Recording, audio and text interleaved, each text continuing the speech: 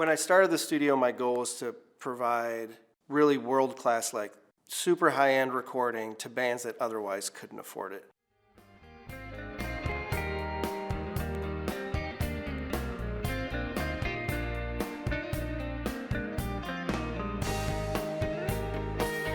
I was conceived in Russia and born in the States.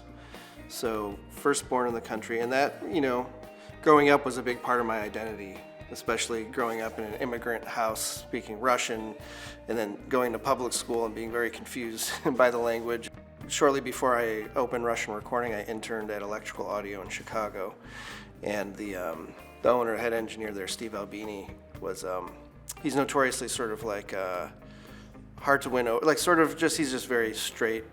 And I was so nervous, a very eager, like 20-year-old who was like, really wanted him to like me and all this stuff. And finally, what really won him over was when I did a Russian accent.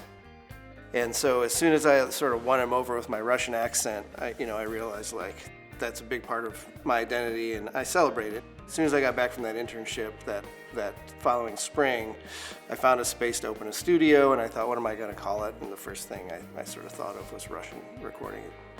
Starting in 2003, and for the next 5 years, Russian Recording began recording in an A-frame house in Brown County, across from the abandoned ski park Ski World off of Highway 46. It was while working at IU in the 2000s that Mike noticed a building available, one with roots in the Bloomington music scene.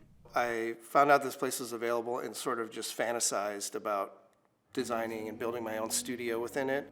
And then I thought, well, what the hell, I'll try and get a loan to build this studio. And I just brought in like a stack of records I'd done and said, we're bringing all these bands out of town. I want to actually host shows here, and Bloomington's a very vibrant, creative and musical community, and I think it's a big asset to have the studio so close to downtown. They gave it to me, they believed in me, and so this was just a giant warehouse, basically. So it was just white with big, like, ugly ductwork. And so that was the summer of 2008, and we built this studio in 3 months, which was just insane.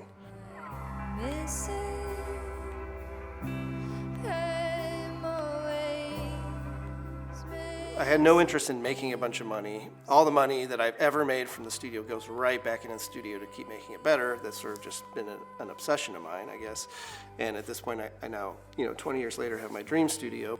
Starting that way, just trying to provide the same sort of sound quality and service that studios costing 10 times as much to bands was really exciting to me, and it was exciting to bands, and also I wanted the studio to feel very sort of creative and homey, and we've got studio cats. It doesn't have that sort of clinical, like professional studio vibe. It allows people who have a strong connection to Bloomington, maybe went to Jacobs or worked in this studio or played in bands in town and then have moved somewhere else, they can come back, and I think they really enjoy just being back in a town that they loved. I think it also allows for people who, a lot of bands these days are kind of spread out. People don't always live in the same town, so it allows someone who lives in Bloomington but has a bandmate in Chicago or something to be able to bring them back to work on a project. They have the studio, even after I'm gone, they can play, they can jam, they can practice, they can come up with parts. There's, we have tons of keyboards, synthesizers, guitars. They can sort of like have an idea during the day, and then I say, hey, I have to go home for dinner, and that they can flesh out that idea.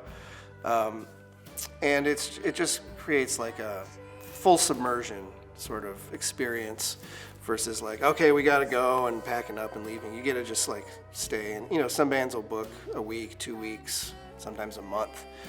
And it's nice to just be able to hunker down.